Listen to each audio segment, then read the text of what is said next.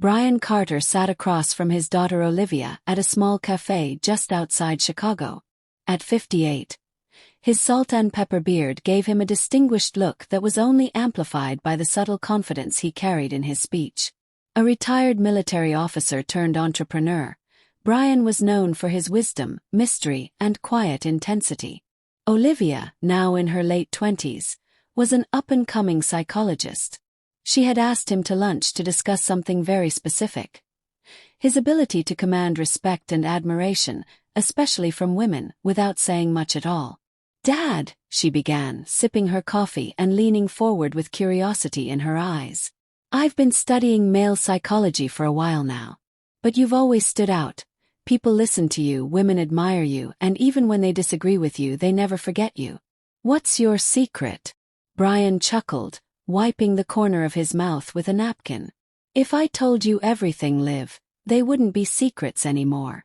"But come on," she pressed. "I want to know what separates powerful men from the rest. What do they really keep hidden from women?" Brian leaned back, his gaze turning thoughtful. He didn't give away much, not to most people, but Olivia was his daughter. She had earned a glimpse behind the curtain. "All right," he said finally. "I'll tell you. But understand this.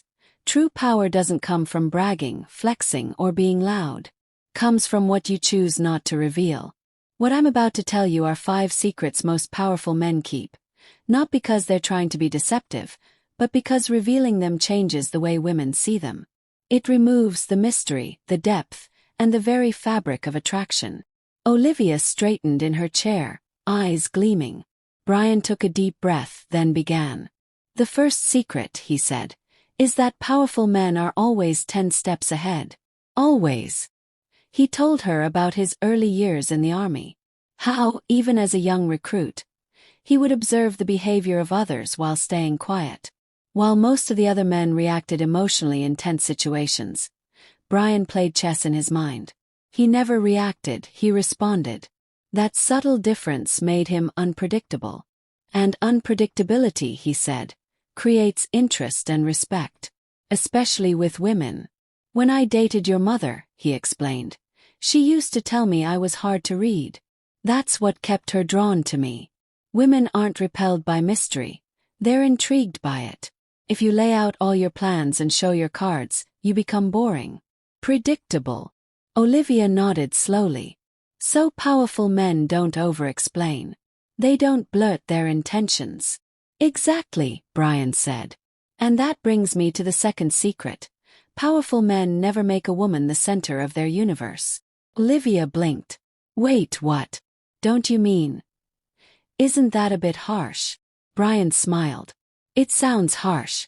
But listen closely. Love her, cherish her, respect her, but don't make her your mission. Your purpose has to come first.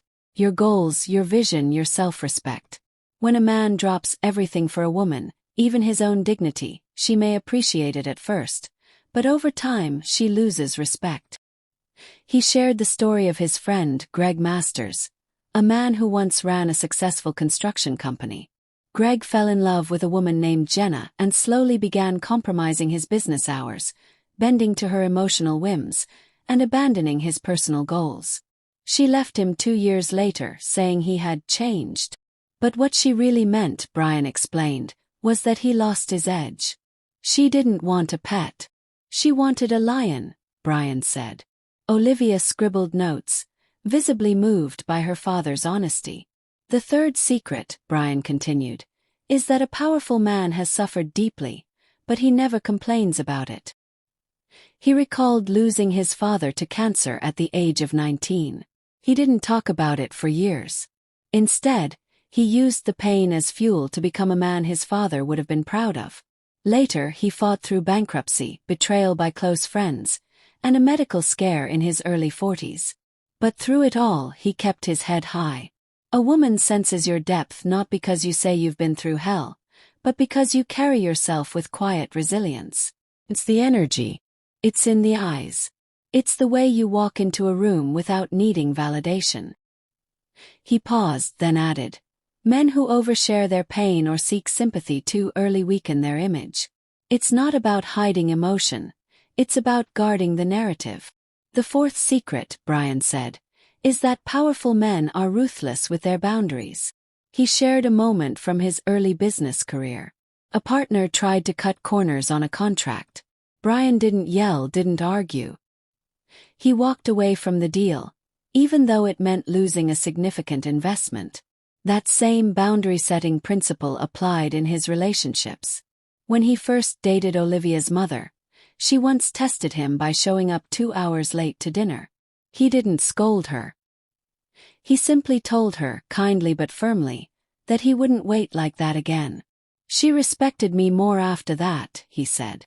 Not because I was mean, but because I didn't tolerate disrespect. Olivia tilted her head. You think women test boundaries on purpose? Not always consciously, Brian said. But they want to know the man they're with won't be trampled. If you don't respect yourself, no one else will. And the fifth secret, Brian said, is this: a powerful man does not chase, he attracts. He leaned in slightly. You don't win respect by pursuing validation. You win it by becoming someone of value. A man who builds his world, protects his peace, and commands attention by being still. There's a certain magic in not chasing, just living with purpose. He paused, letting the words settle between them. I remember, he said. Back when I was stationed in Virginia, I met a woman at a bookstore. She was stunning, educated, confident, the kind of woman any man would want to pursue. But I didn't ask for her number right away. I let our conversation breathe. I showed interest, but I didn't fawn over her. I left on my terms. 3 days later, she found a way to contact me. We dated for months. Confidence, self-control, clarity, those are magnets, he said. Olivia smiled, her mind buzzing with thoughts. You know, Dad, this is exactly the kind of wisdom modern men need. And women, too. Brian nodded. Just remember, these secrets aren't about manipulating women. They're about holding yourself to a standard. A powerful man doesn't just influence others. He masters himself. They sat in silence for a moment, the city buzzing faintly in the distance. Olivia reached across the table and took her father's hand. Thank you for telling me, she said. You didn't just raise me, you prepared me. Brian smiled, eyes warm. That was always the point, Liv. Years later, Olivia would write a best-selling book based on that conversation.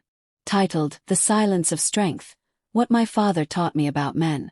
It became a resource not only for women who wanted to understand men better, but also for young men who were tired of confusion and wanted clarity. And Brian, he never advertised his wisdom, never gave TED Talks or recorded YouTube videos. But the people around him, friends, women, business partners, strangers, always felt something unshakable in his presence. Because the most powerful men don't shout. They simply are.